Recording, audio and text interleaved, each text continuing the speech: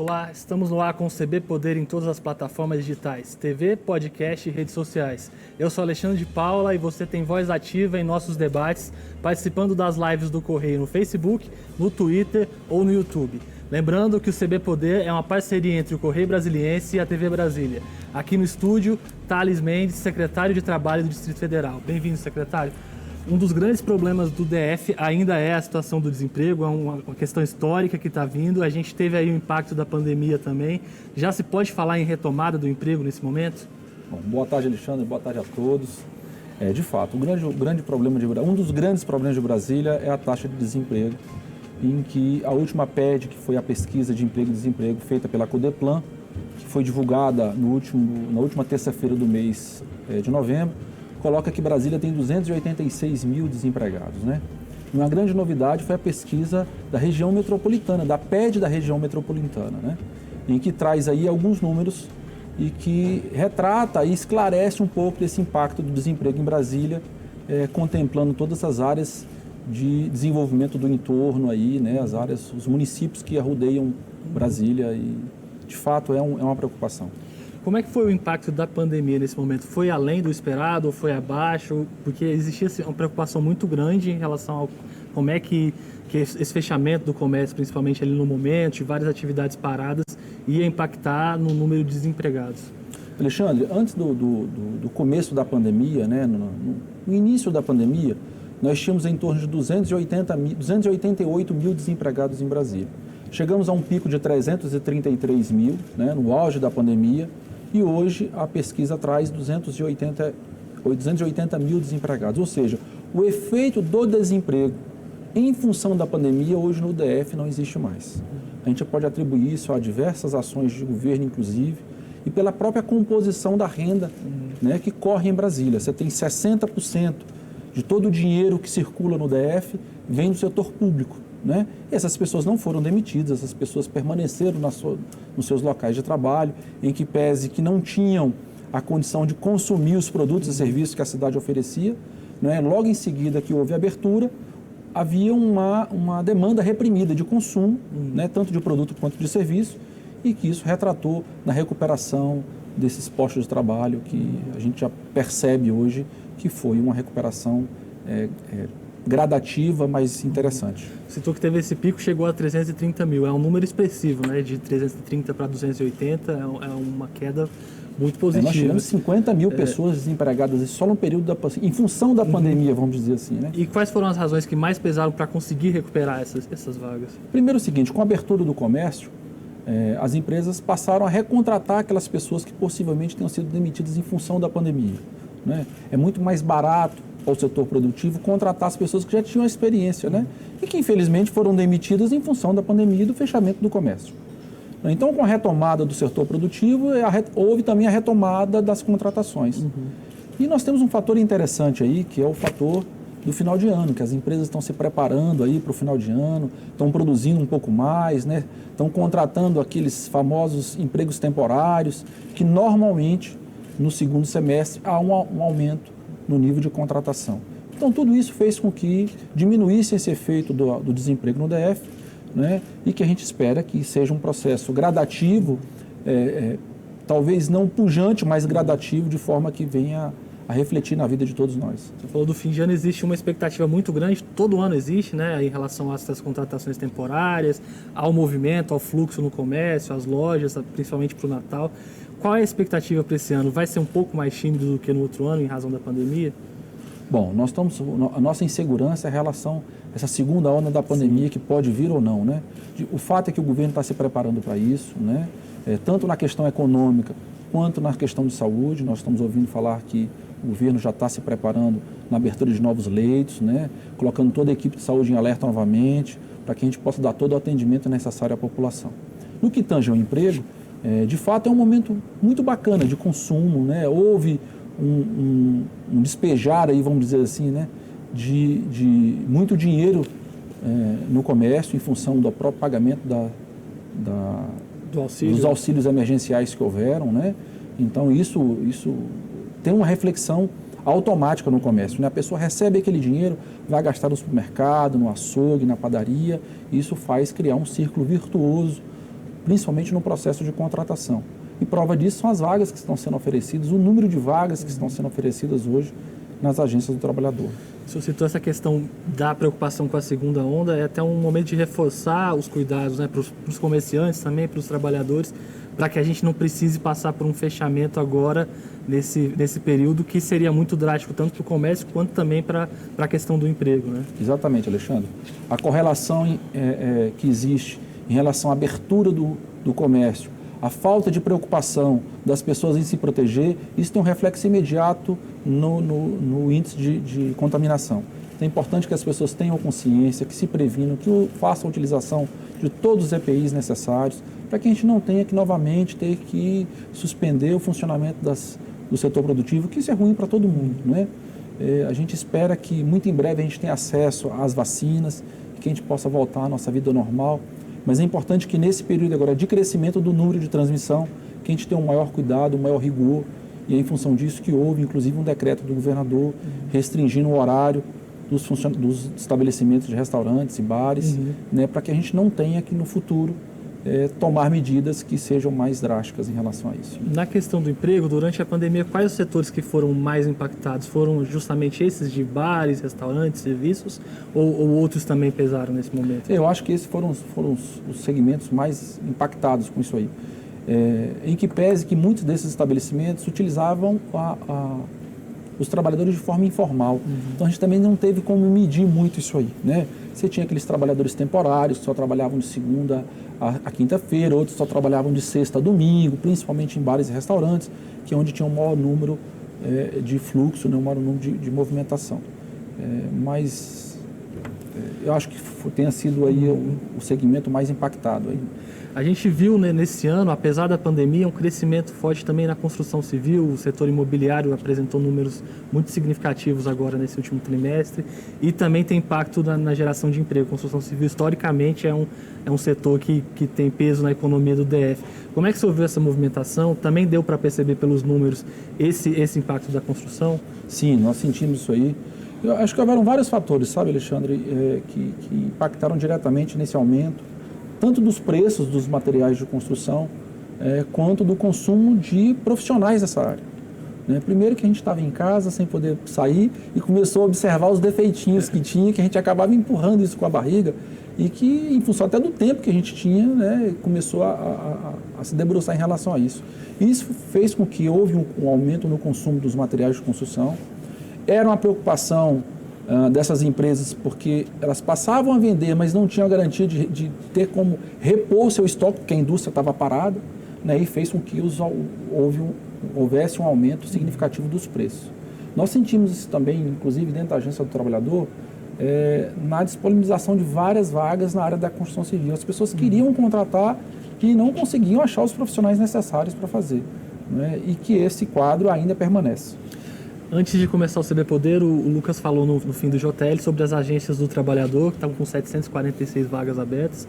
A gente tem acompanhado que sempre há vagas abertas. Como é que está o funcionamento delas? Como é que as pessoas podem ter acessar? Para quem está assistindo aqui a gente nesse momento, que talvez possa estar sem emprego e queira procurar uma alternativa, qual é o caminho para chegar até ela? Alexandre, nós temos hoje 16 agências do trabalhador em funcionamento total, com toda a sua capacidade de atendimento, né, dividida e espalhada em todas as cidades do DF. Todos os dias, aproximadamente entre 17 e 18 horas, a gente divulga as vagas do dia seguinte. Hoje, por exemplo, são 745 vagas em diversas áreas, diversos segmentos, para diversas profissões, diversos valores de remuneração para essas vagas. A pessoa basta acessar o aplicativo do Cine Fácil ou acessar o próprio site da Secretaria, que tem, né, todo o quadro de vagas, com a descrição de cada vaga, cada valor de salário, quais são os benefícios que são atrelados a cada vaga, né? As redes sociais, Instagram, Facebook, da própria Secretaria, todos os dias a gente divulga essas vagas. E graças a Deus isso tem dado certo, né? A gente tem percebido que o setor produtivo tem acreditado no trabalho da Secretaria e tem cada vez mais ofertado mais vagas, mais oportunidades através do canal da Secretaria de Trabalho. Hoje dá para fazer tudo online ou ainda é preciso ir à agência do trabalhador? Já dá para fazer tudo online. As pessoas têm essa cisma de que tem que ir lá presencial, mas não precisa. Mas mesmo assim as agências estão abertas para dar maior atendimento, maior conforto para as pessoas. E falei em atendimento, nós estamos reformando 2 grandes agências, que é a agência de Brasilândia e de Santa Maria. em que nós vamos reformar totalmente essas agências com brinquedoteca, com salas de entrevistas, com salas de treinamento, né, trazendo maior comodidade para os servidores e para todas aquelas pessoas que queiram acessar o serviço da Secretaria. Mas considerando o nosso momento hoje, quem puder fazer online, melhor fazer online. É verdade, é verdade. E, secretário, a gente tem um programa também em andamento, um novo programa sendo lançado pela Secretaria, que é o Lab Inclui, que trata de incentivar, de buscar projetos para empreendedores e trabalhadores, capacitação de trabalhadores que são pessoas com deficiência, que também é uma fatia aí muito forte na questão do desemprego. Como é que vai ser esse projeto? Como é que está o andamento disso? Alexandre, esse é um projeto muito bacana, é um projeto de inclusão social, de respeito às pessoas. A gente tem percebido na nossa agência da 112 Sul que ela é prioritariamente para atendimento de pessoas com algum tipo de deficiência, né, em que a gente não consegue ocupar essas vagas que são destinadas para esse público, muitas vezes por falta de uma cadeira de rodas, né? Então o programa é um laboratório de inclusão em que a gente vai comprar as cadeiras de rodas e vamos adaptar essas cadeiras de rodas para as pessoas de acordo com a sua deficiência. E mais do que isso, é mais do que doar uma cadeira de rodas, é qualificar as pessoas para que elas possam montar as oficinas de montagem, de conserto dessas cadeiras de rodas. Porque hoje, engraçado, hoje não existe em Brasília. Se a gente procurar aqui hoje, uma oficina de cadeira de rodas não tem. Quem faz esse serviço hoje são as pessoas que têm empresas de bicicleta, que acaba trocando o pneu e fazendo aquele pequeno reparo, mas não existe uma empresa especializada, né? As pessoas às vezes adquirem a cadeira e com uma pequena adaptação dá maior conforto, né? Dá maior condição de mobilidade, e a intenção é essa, qualificar as pessoas, né? Dando dignidade para aqueles que precisam do equipamento, né? Para que elas possam adentrar aí nas suas profissões, executar as suas profissões. E essa demanda existe, né? Por esse serviço, a procura por isso existe, né? Como existe? Com essa questão da pandemia, Alexandre, o que houve? Houve uma migração para as qualificações técnicas, principalmente por EAD. Então, hoje, muitas vezes a pessoa tem a qualificação, mas o que falta? Às vezes é um andador, às vezes é uma muleta, até uma cadeira de rodas para que ela possa trabalhar. Porque a vaga a gente tem, não é? E é trazer dignidade para as pessoas. O maior objetivo do programa é esse, é de inclusão social. A gente acompanhando os números da Agência do Trabalhador, vê hoje, por exemplo, 745 vagas, houve dia até com mais de 1.000 vagas, né? O que acontece para a gente ter um número alto ainda de desempregados, mas sempre também ter vaga? O que é o desequilíbrio aí da gente não conseguir ocupar essas vagas? É falta de qualificação? Qual o grande problema? É falta de qualificação, Alexandre. O que a gente percebe hoje? O mercado, o setor produtivo é muito exigente em relação às qualificações profissionais. Então, cada vez mais, esse mercado vai ser mais competitivo e mais exigente. E que se as pessoas não tiverem a qualificação necessária, fica difícil enfrentar essa dificuldade, né? Então, em função disso, a Secretaria se debruçou em diversas pesquisas junto à Codeplan, né, junto ao setor produtivo, de quais seriam as profissões em que nós teríamos que capacitar mais pessoas para que elas pudessem alcançar essa qualificação e automaticamente conseguirem adentrar no mercado de trabalho. A Secretaria lançou agora, recentemente, vai até dia 20, se não me engano, até dia 26 de janeiro, um curso de qualificação presencial de 4.000 pessoas, né? Na área de robótica, na área da beleza, na área administrativa, que são aqueles segmentos que a gente percebe que existe necessidade de mercado e que logo em seguida essa capacitação, provavelmente essas pessoas serão contratadas. Isso então ajuda, essa capacitação ajuda a poder resolver esse problema da capacitação. Existe parceria também com outras entidades, com o Sistema S, por exemplo? Sim, nós fizemos uma grande parceria com o Sistema S. Estamos discutindo uma grande novidade aí, que a gente pode até adiantar aqui, que é colocar todas as agências do trabalhador como captadoras dessas pessoas que queiram se qualificar, principalmente naquela cota de gratuidade, né? Que todos os anos o Senai, o Sebrae, o Senac colocam à disposição e muitas vezes não conseguem fechar as turmas. Então a gente vai colocar toda a equipe da Secretaria em parceria com o Sistema S para a gente cumprir essas turmas e fazer com que as pessoas tenham condições de qualificar e enfrentar esse mercado de trabalho cada vez mais competitivo. Tem alguns outros programas do GDF em andamento também, como o Renova, o Prospera, o próprio Desenvolve. Como é que eles podem ajudar nesse momento de necessidade de mais vagas, para buscar mais emprego? Como é que eles estão também? Alexandre, o Renova é um programa muito legal. Talvez seja o maior programa de inclusão social do Brasil hoje, né? A gente tem, inclusive, recebido telefonemas e contatos de outros estados querendo que a gente divulgue esse trabalho do Renova. O Renova basicamente é o seguinte, é uma frente de trabalho para recuperar a nossa cidade, né? Recuperar os espaços públicos da nossa cidade. São as praças, os parquinhos, as quadras de esporte, espaços que a gente utiliza no dia a dia, né? Com a nossa família, com nossos filhos, com nossos pais e irmãos. Então é qualificar as pessoas no canteiro de obras. E o canteiro de obras são esses equipamentos públicos. Então a gente vai ensinar as pessoas recuperando esses equipamentos. A Nova Cap fez agora uma grande licitação de aproximadamente 29 milhões de reais só de materiais para que possa dar condição da gente desenvolver esse projeto nas cidades, né? São 3 mil pessoas na primeira fase do programa, né? Agora você imagina uma cidade com 3 mil alunos reformando parque, parquinho. Na verdade a gente vai invadir no setor, na questão positiva, né? De trazer. E é importante que a população saiba disso para ajudar a conservar, a proteger, não é porque o governo faz isso pensando nas pessoas, né? A gente falou do problema da qualificação, da falta de qualificação. Quais são hoje os grandes desafios, além desse, aqui no DF, para a situação do emprego?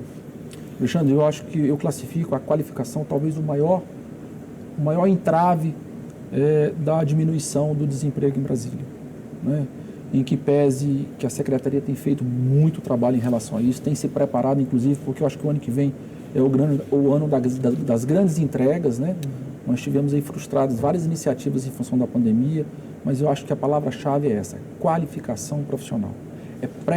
É nós nos prepararmos para enfrentarmos esse grande mercado de trabalho cada vez mais exigente, né? A Secretaria vai lançar muito em breve o Observatório do Trabalho. Na verdade, ele já existe. A gente vai qualificar um pouco mais para que as pessoas tenham a noção do que elas devem fazer para se contratar, né? Quais são os cursos que eu devo fazer para que eu consiga um emprego? Se eu fizer um curso de técnico em contabilidade, eu consigo uma vaga? E esse mapeamento, que na verdade foi um pedido que o governador nos fez, de fazer um mapa do emprego. Eu vou usar um exemplo que meu filho tem 17 anos e me perguntou qual o curso que ele iria fazer. Isso é uma preocupação de todos os pais, né? De qual orientação que deve se dar aos filhos, qual o rumo de vida que deve seguir.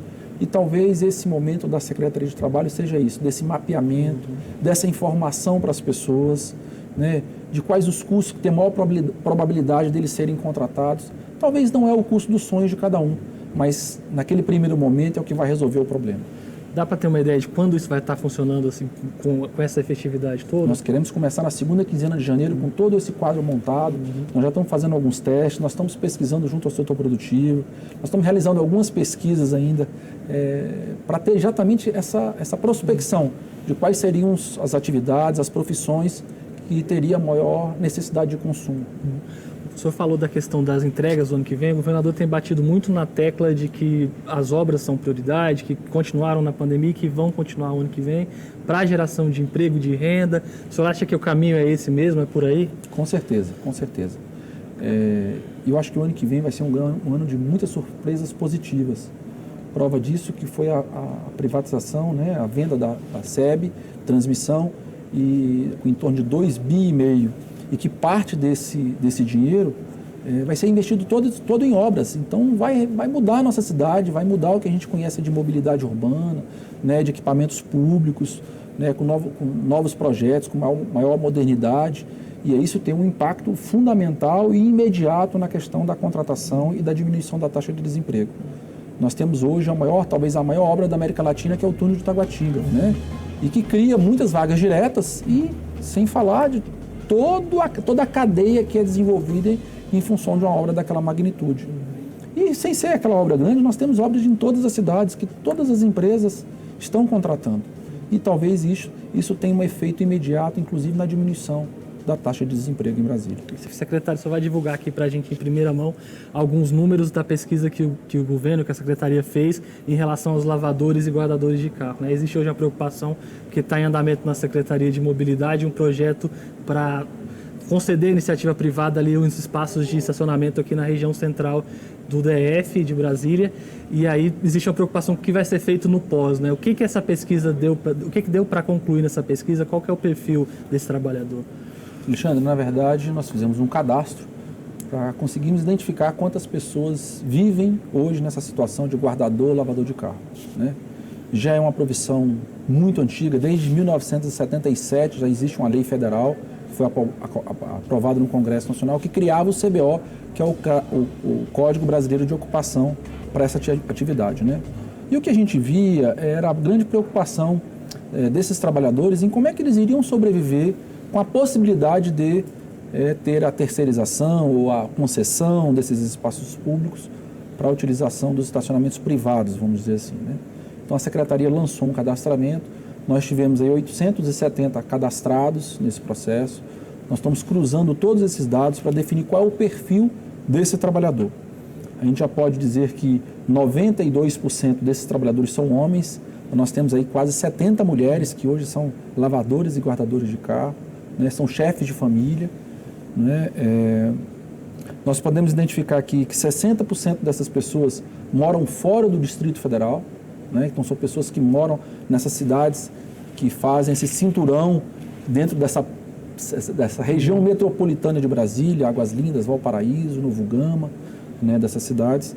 Em função desse cadastro, nós estamos montando um programa para que a gente traga dignidade para esses trabalhadores, traga respeito para essas pessoas, através da identificação dessas pessoas, desse cadastro, né, da uniformização dessas pessoas, para que, inclusive, aqueles que queiram contratá-los ou comprar esse serviço que é oferecido por eles, o usuário tem um mínimo de confiança, né, de quem está contratando, de que é uma pessoa que tem as certidões criminais em dia, né, que de alguma forma o poder público sabe quem é aquela pessoa, onde ela está trabalhando, a gente tem um cadastro dessa pessoa, né, e além de tudo é trazer dignidade para essas pessoas, com novos cursos de qualificação, por isso desse mapeamento, né, dessa condição socioeconômica dessas pessoas, desse perfil social dessas pessoas.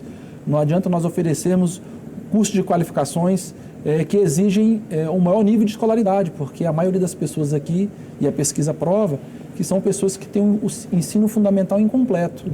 Então, na verdade, com esse mapeamento, a gente vai conseguir modelar, né, um programa que atinja essas pessoas de forma a trazer dignidade, trazer qualificação, né, inseri-las no mercado de trabalho em outras profissões, né, utilizando novas técnicas, inclusive de pagamento, que é o Pix agora, né, que a gente transfere por uma simples mensagem de telefone. Será que essas pessoas estão preparadas para isso? Né, hoje em dia a gente não anda com dinheiro no bolso mais. Nós vamos fazer todas as nossas transferências financeiras através de um telefone. Eles estão preparados para isso? Então, da utilização de novas técnicas de lavagem de veículo, a gente sabe que hoje a tendência, principalmente nos shoppings, a gente utiliza as lavagens biodegradáveis, lavagens a seco. Eles estão preparados para isso? Então a Secretaria vem se debruçando para a constituição de um programa que traga novidades para o usuário, novidades para aqueles que estão trabalhando, utilizando dessa profissão e trazendo dignidade para todos nós. Então, além de preparar para quem queira continuar nesse ramo, também vai haver a possibilidade da pessoa ser capacitada para ir para outra profissão, para buscar uma nova colocação no mercado? Exatamente. Nós vamos montar um grupo de cursos de qualificação profissional, utilizando aí a fábrica social, né, para que essas pessoas também possam aderir a novas profissões. E esse foi um item que no cadastramento, Alexandre, foi interessante a sua colocação, porque é um anseio dessas pessoas. Eles querem se qualificar. Mesmo aquelas que já têm uma idade um pouco mais avançada, que têm só o ensino fundamental incompleto, eles desejam se qualificar, eles desejam aumentar a sua condição intelectual com novos cursos. Então nós estamos aqui para ajudar e para apoiar essas iniciativas, sim. Quais são as regiões em que eles mais se concentram hoje? É aqui no plano piloto mesmo? O plano piloto está com 60% desses trabalhadores aqui na região central de Brasília. E aí seguido por Guará, Taguatinga e Núcleo Bandeirante. O Núcleo Bandeirante é surpreendente até, né? Pelo nível populacional da cidade, de fato nos surpreendeu. E a gente está levantando, talvez, quais são as características que o Núcleo Bandeirante possui para que tenha esse elevado número de trabalhadores, de guardadores e lavadores de carro. Né? Você citou a fábrica social, também acho que é interessante explicar para as pessoas que estão assistindo como é que funciona, o que tem sido feito ali, o que foi feito nesse período de pandemia, né? Muita coisa foi produzida ali, máscaras, equipamentos de proteção que foram usados pelo GDF, que foram distribuídos também, né? É verdade, Alexandre. Naquele primeiro momento que existiu uma falta desses EPIs no mercado, né? A fábrica social veio para suprir parte dessa necessidade com a produção com o aluno. Mas é importante entender o que é a fábrica social. A fábrica social é uma grande fábrica têxtil que foi construída na época da Copa, que era para produzir os uniformes tanto dos atletas quanto dos colaboradores daquela época. E foi um legado que a Copa nos deixou. E de lá para cá, a secretaria, isso ficou com o trabalho uma época, depois foi para a Secretaria de Educação, se estruturou em função disso. Não é? E com a volta da fábrica social agora para a Secretaria de Trabalho, o nosso planejamento não é só transformar a fábrica numa fábrica têxtil. Por quê? Porque a gente concorre com a micro e pequena empresa. Nós queremos fazer o processo inverso. Nós queremos fomentar o pequeno produtor, a pequena costureira, né? Aquela pequena confecção nas cidades. A gente precisa fomentar essas pessoas, porque são essas pessoas que geram emprego e que acabam consumindo esses alunos que saem da fábrica social. A fábrica social será uma grande fábrica de qualificação profissional, de novos profissionais, né, de novas profissões em que o mercado consiga absorver. Né? Então, nós estamos vendo aqui nas redondezas de Brasília o grande número de instalação de fazendas de fotovoltaica, de energia fotovoltaica. Então, nós vamos montar um grande curso para instalação, para manutenção desses empreendimentos. Né? Esse curso houve de maneira muito pequenininha no ano passado, né? E que aqueles alunos que se formaram, montaram uma cooperativa, montaram uma empresa, hoje estão trabalhando e estão pedindo para a gente formar novas turmas, porque eles estão precisando de gente para trabalhar. Então, identificando essa necessidade de mercado, essa vocação do mercado em absorção de mão de obra qualificada, é que a fábrica vai ser uma grande promotora desses novos profissionais em Brasília. Secretário, a gente falou do cadastro dos lavadores e guardadores e também houve o cadastro de carroceiros. Como é que foi? Ainda está em andamento ou já terminou? Existe uma preocupação muito grande também de parte desses trabalhadores, receio de que sejam apreendidas as carroças. Como é que vai ser isso? Alexandre, olha só, desde 2015 existe uma lei que proíbe a utilização de veículos de tração animal, os famosos carroceiros, né, a utilizarem as vias públicas de Brasília transitando com essas carroças. Nenhum governo teve condição e teve coragem de enfrentar isso. Nós enfrentamos, estamos enfrentando.